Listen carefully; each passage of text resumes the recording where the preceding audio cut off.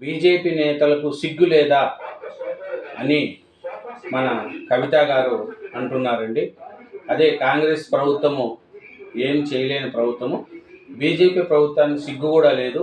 ఎందుకంటే కాళేశ్వరం ప్రాజెక్టుకు జాతీయ హోదా తేలేదు.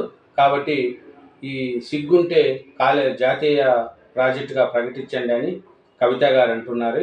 కాళేశ్వర కమిషన్ కాదు, కాంగ్రెస్ కమిషన్.